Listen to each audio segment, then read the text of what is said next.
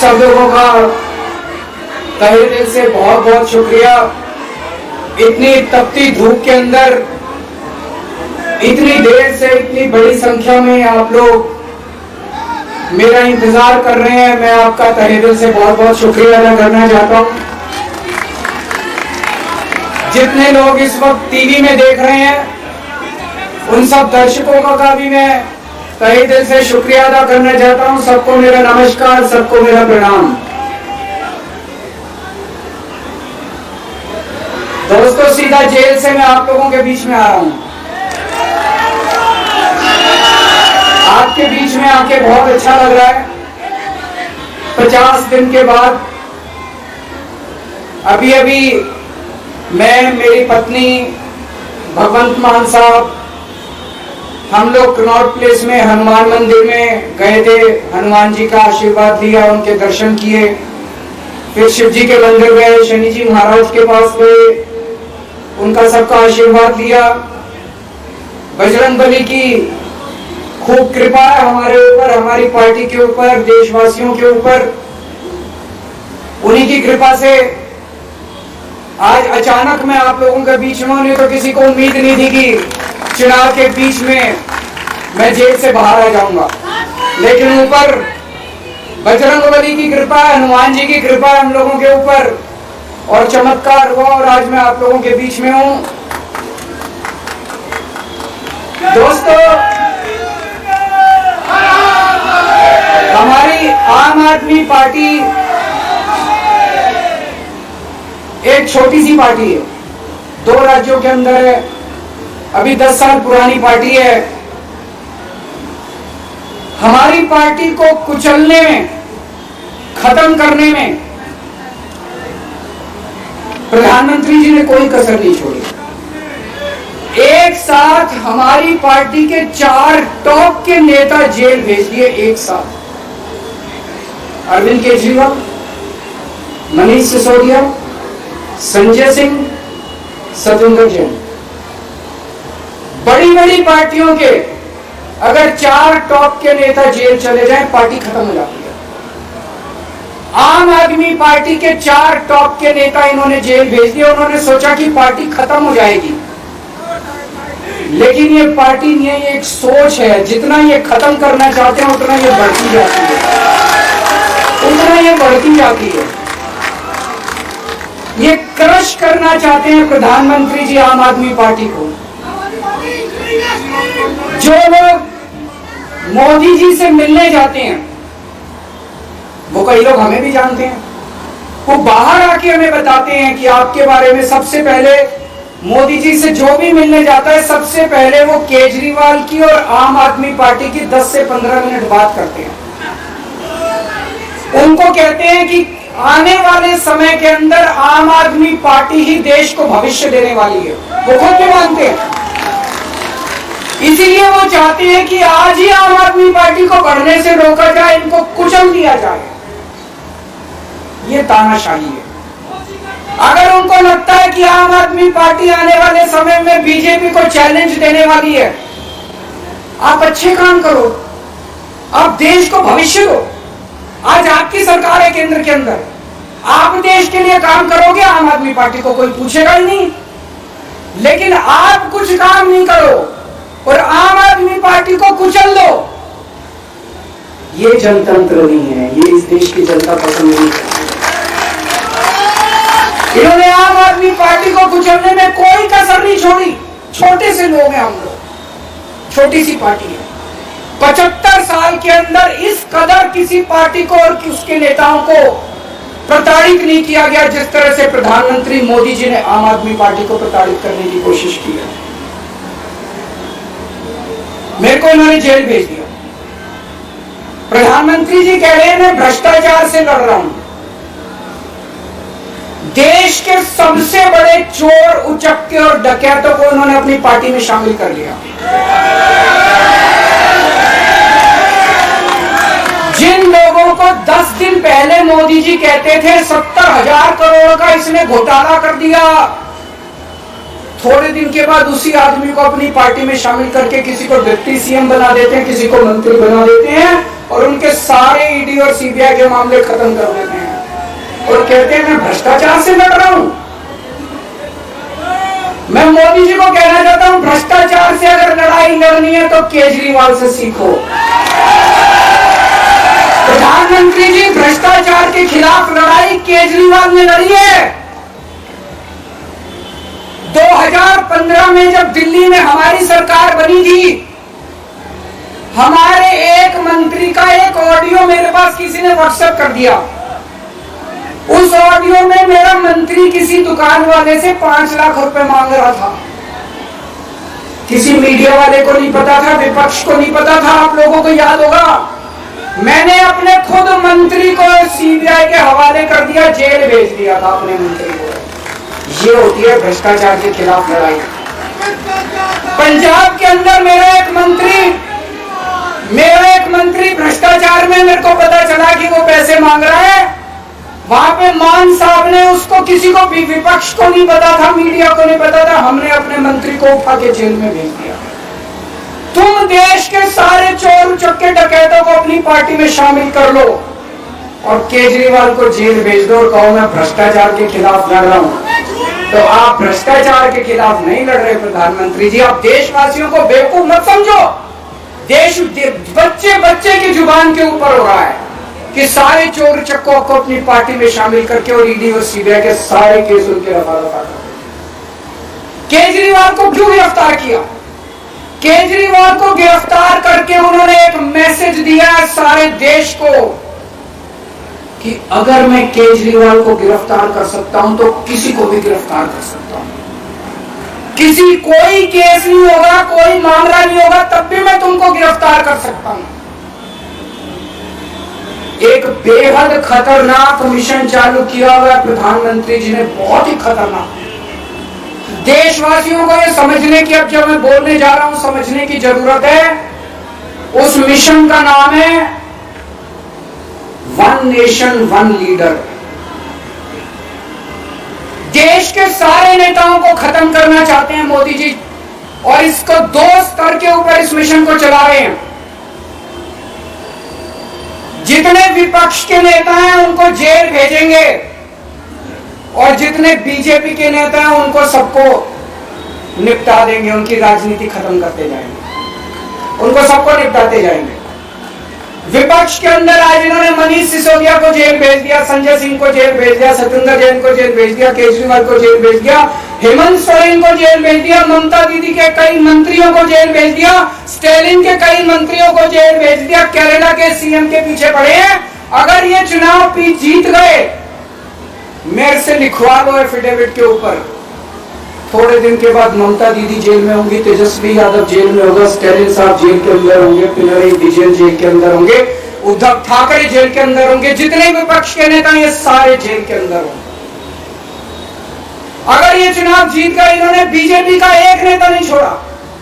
आडवाणी जी की राजनीति खत्म कर दी इन्होंने, मुरली मनोहर जोशी की राजनीति खत्म कर दी, सुमित्रा महाजन की, शिवराज सिंह चौहान जिसने मध्य प्रदेश का चुनाव जीत के दिया इन लोगों ने, शिवराज सिंह चौहान ने उसको मुख्यमंत्री नहीं बनाया, उसकी राजनीति खत्म कर दी। वसुंधरा राजे की राजनीति खत्म कर दी इन्होंने, खट्टर साहब की राजनीति खत्म कर दी, डॉक्टर रमन सिंह की राजनीति खत्म कर दी। अब अगला किसका नंबर है? योगी आदित्यनाथ। अगर ये चुनाव जीत गए, मेरे से लिखवा लो, 2 महीने के अंदर उत्तर प्रदेश का मुख्यमंत्री बदल देंगे। योगी आदित्यनाथ की राजनीति खत्म करेंगे, उनको भी निपटा देंगे। यही तानाशाही है दोस्तों। वन नेशन वन लीडर ये चाहते हैं, एक ही तानाशाह इस देश के अंदर बचेगा, एक ही तानाशाह इस देश के अंदर बचेगा। हमारा देश बहुत महान है, 4000 5000 साल पुराना हमारा देश है। इसके पहले पिछले 4000 साल में कई मौके आए जब इस देश के ऊपर तानाशाहों ने कब्जा करने की कोशिश की, लेकिन हमारे देश के लोगों ने उन तानाशाहों का तख्ता उखाड़ के फेंक दिया। जब जब हमारे देश में ऐसा मौका आया कि तानाशाह ने हमारे देश के ऊपर कब्जा करने की कोशिश की, इस देश की जनता ने उसका तख्ता उखाड़ के फेंक दिया। आज एक तानाशाह इस देश से जनतंत्र खत्म करना चाहता है। आज एक तानाशाह इस देश से लोकशाही खत्म करना चाहता है। मैं पूरे तन मन धन से लड़ रहा हूं, संघर्ष कर रहा हूं उस तानाशाह के खिलाफ। 140 करोड़ लोगों का साथ चाहता हूं मैं। मेरे अकेले के करने से नहीं होगा। 140 आज मैं आप लोगों से भीख मांगने के लिए आया हूं। 140 करोड़ लोगों से 140 करोड़ लोगों से भीख मांगने के लिए आया हूं। मेरे देश को बचा लो, मेरे भारतवर्ष को बचा लो, मेरा भारत, इस तानाशाही से बचा लो मेरे दोस्त, मेरे देश को।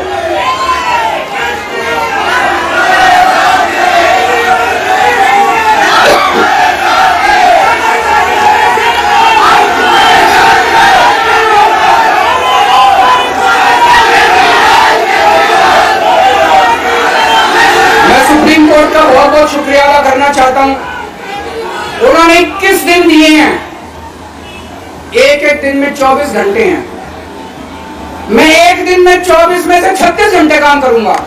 पूरे देश भर में घूमूंगा इस तानाशाही को रोकने के लिए। दोस्तों, जितनी मेरे अंदर ताकत है, मैं मेरा सब कुछ कुर्बान है देश के लिए। मेरा तन मन धन सब कुछ कुर्बान है मेरे देश के लिए। मेरे खून का एक एक कतरा मेरे देश के लिए, मेरे शरीर का एक एक कतरा, मेरी जिंदगी का एक एक पल मेरे देश के लिए। मेरे देश को बचाने के लिए मैं पूरे देश में जाऊंगा। अब एक बहुत महत्वपूर्ण बात करने जा रहा हूं, उसको ध्यान से सुनना। ये लोग इंडिया गठबंधन से पूछते हैं आपका प्रधानमंत्री कौन होगा। मैं बीजेपी से पूछता हूं आपका प्रधानमंत्री कौन होगा। आप लोग सोच रहे होंगे केजरीवाल क्या बात कर रहा है, मोदी जी होंगे। नहीं, मोदी जी अगले साल 17 सितंबर को 75 साल के हो रहे हैं। बीजेपी के अंदर मोदी जी ने 2014 में मोदी जी ने खुद ने रूल बनाया था कि बीजेपी के अंदर जो भी 75 साल का होगा उसको रिटायर कर दिया जाएगा। सबसे पहले आडवाणी जी को रिटायर किया गया, उसके बाद मुरली मनोहर जोशी जी को रिटायर किया गया, फिर सुमित्रा महाजन को रिटायर किया गया, फिर यशवंत सिन्हा को रिटायर किया गया। अब मोदी जी अगले साल 17 सितंबर को रिटायर होने वाले हैं। तो मैं बीजेपी से पूछना चाहता हूं आपका प्रधानमंत्री का दावेदार कौन है। दोस्तों, अगले साल 17 सितंबर तक अगर इनकी सरकार बनी तो उस पर भी आऊंगा मैं। अगर इनकी सरकार बनी तो पहले अगले 2 महीने में योगी जी को निपटाएंगे ये, और उसके बाद मोदी जी के सबसे खास अमित शाह को ये प्रधानमंत्री बनाएंगे। तो मैं लोगों को, देश के लोगों को आगाह करना चाहता हूं, मोदी जी अपने लिए वोट नहीं मांग रहे। मोदी जी अमित शाह को प्रधानमंत्री बनाने के लिए वोट मांग रहे हैं। मैं पूछना चाहता हूं मोदी जी से और अमित शाह जी से, ये मोदी की गारंटी पूरी कौन करेगा? क्या अमित शाह मोदी की गारंटी पूरी करेंगे? जब आप अगर जो वैसे तो मेरे को लगता है मैं भी आऊंगा उसके ऊपर, मुझे नहीं लगता इनकी सरकार बन रही है, लेकिन जो बीजेपी को वोट देने जाएं वो ये सोच के जाना कि आप मोदी जी के नाम पे वोट नहीं दे रहे, आप अमित शाह के नाम पे वोट दे रहे।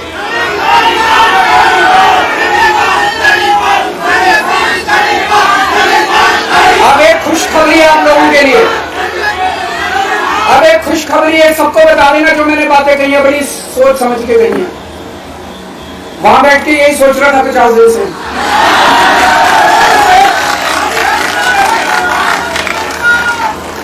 दोस्तों, पूरे देश के मेरे को बाहर निकले हुए 20 घंटे हो गए। इन 20 घंटों के अंदर भी मैंने रात भर में जनता से बात कर रहा था, लोगों से फोन कर रहा था।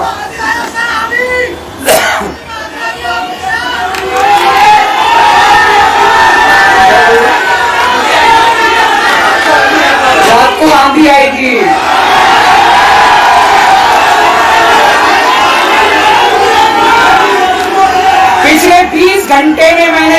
बातचीत करी है, कई बड़े बड़े एक्सपर्ट से बात की, चुनाव विश्लेषकों से बात की, सेफरोजिस्ट से बात की, जनता से बात की, फोन पे लोगों से। मेरा अपना आकलन है कि 4 जून के बाद इनकी सरकार नहीं बन रही, मोदी सरकार नहीं है। दोस्तों, अगर मैं गलत हूं तो मेरे को बताना। हरियाणा में इनकी सीट कम हो रही है, राजस्थान में कम हो रही है, कर्नाटक में कम हो रही है, दिल्ली में कम हो रही है, बिहार में कम हो रही है, महाराष्ट्र में कम हो रही है, कर्नाटक में कम हो रही है, बंगाल में कम हो रही है, झारखंड में कम हो रही है, बढ़ कहां रही है? यूपी में कम हो रही है, बढ़ कहां रही है? बड़े एक भी जगह इनकी सीटें नहीं बढ़ रही हैं। मेरा अपना मानना है, और सट्टा बाजार में भी बहुत चल रहा है, इनकी 220 से 230 के बीच में सीट आ रही है, उससे ज्यादा सीट नहीं आ रही। मोदी सरकार नहीं बन रही है, केंद्र में इंडिया गठबंधन की सरकार बन रही है। आम आदमी पार्टी उस सरकार का हिस्सा होगी, दिल्ली को पूर्ण राज्य दिलाएंगे, दिल्ली का एलजी लोगों का एलजी होगा, दिल्ली का एलजी दिल्ली वालों का एलजी होगा, गुजरात से आया हुआ अभी, दिल्ली के लोगों का एलजी होगा, दिल्ली के लोगों का विकास होगा। एक और पॉइंट है, जब मैं जेल के अंदर था तो कुछ लोगों ने यह मुद्दा उठाया, केजरीवाल सीएम पद से इस्तीफा क्यों नहीं देता? दोस्तों, केजरीवाल को कभी किसी पद का लालच नहीं हुआ। मैं आप मंत्री, मुख्यमंत्री, प्रधानमंत्री ये सब बनने नहीं आया। इनकम टैक्स में कमिश्नर की नौकरी करता था, कमिश्नर की नौकरी छोड़ के दिल्ली की झुग्गियों के अंदर 1 नहीं, 2 नहीं, 3 नहीं, 10 साल तक मैंने दिल्ली की झुग्गियों के अंदर काम किया है, सुंदर नगरी और नंदनगर की झुग्गियों पर, इनकम टैक्स कमिश्नर की नौकरी छोड़ के। जब मेरे को दिल्ली की जनता ने पहली बार सीएम बनाया, असूलों के ऊपर 49 दिन के अंदर सीएम पद से इस्तीफा दे दिया था। एक चपरासी की नौकरी कोई नहीं छोड़ता। सीएम बनने के लिए लोग अपना दायां हाथ कटाने के लिए तैयार होते हैं। मैंने खुद से अपने आप सीएम की कुर्सी को लात मार दी थी 49 दिन के अंदर। मेरे लिए सीएम पद इंपॉर्टेंट नहीं है। आज मैंने सीएम पद से इस्तीफा क्यों नहीं दिया जेल जाने के बाद? दोस्तों, पिछले 75 साल में भारतवर्ष में इतने राज्यों के चुनाव हुए, इतने राज्यों के चुनाव हुए, दिल्ली के अंदर सबसे ऐतिहासिक बहुमत से आम आदमी पार्टी जीती। 55-56% वोट, एक बार 67 सीट, एक बार 62 सीट। इतने भारी बहुमत से आज तक कोई राज्य की सरकार 75 साल में नहीं जीती। इतने भारी बहुमत से जीतने के बावजूद झूठा केस, अब उनको पता है वो हमें हरा नहीं सकते दिल्ली के अंदर। उन्हें पता अगले 20 साल तक दिल्ली में आम आदमी पार्टी को कोई नहीं हरा सकता। तो उन्होंने एक षड्यंत्र रचा, राजनीतिक षड्यंत्र रचा। केजरीवाल को झूठे केस में जेल भेज दो, केजरीवाल को इस्तीफा देना पड़ेगा, केजरीवाल की सरकार गिर जाएगी। उन्होंने ये षड्यंत्र रचा। मैंने कहा मैं भी इस्तीफा नहीं दूंगा। तुम अगर जनतंत्र को जेल में कैद करोगे तो जनतंत्र जेल से चला के दिखाएंगे लोग, सरकार भी जेल से चला के दिखाएंगे। कतई इस्तीफा तुम्हारे ट्रैप में फंसने वाले नहीं हैं। ये अगर हेमंत सोरेन साहब को भी इस्तीफा नहीं देना चाहिए था, जेल से सरकार चलानी चाहिए। अगर हमने इस्तीफा दे दिया, ये तो बड़ा अच्छा इनके लिए। जिस राज्य के अंदर ये चुनाव हारेंगे उसके मुख्यमंत्री को पकड़ के जेल में डाल दो, सरकार गिरा दो। उसके मुख्यमंत्री को पकड़ के जेल में डाल दो, सरकार। आज मैं अगर दिल्ली की जेल के अंदर रह के दिल्ली की जेल से इस्तीफा नहीं दे रहा, वो इस तानाशाही के खिलाफ संघर्ष कर रहा हूं, इसको समझ लेना। केजरीवाल को किसी पद का लालच नहीं है। सीएम तो 100 सीएम की कुर्सी देश के नाम कुर्बान है। मुझे पता चला मेरे जेल जाने से बहुत लोग भावुक हुए, खासकर मेरी माँ, बहनें, महिलाएं बहुत रोई, कईयों ने बहुत मन्नतें मांगी। मैं सबका बहुत बहुत शुक्रिया अदा करना चाहता हूं जिन लोगों ने अपनी दुआएं, करोड़ों करोड़ों लोगों ने अपनी दुआएं भेजी हैं। पूरी दुनिया भर से करोड़ों लोगों ने दुआएं भेजी। उन्हीं के आशीर्वाद का कमाल है कि आज मैं आप लोगों के बीच में हूं। आप लोग सब लोग सुखी रहें, देश खूब तरक्की करे, फले फूले, आप सब लोग खूब खुश रहें, ऐसी मेरी प्रभु से इच्छा है। भारत माता की। शहर की सरकार और जनता को दरकार, दिखाएंगे आपको क्या कहता है वोटर। अब की बार किसकी सरकार।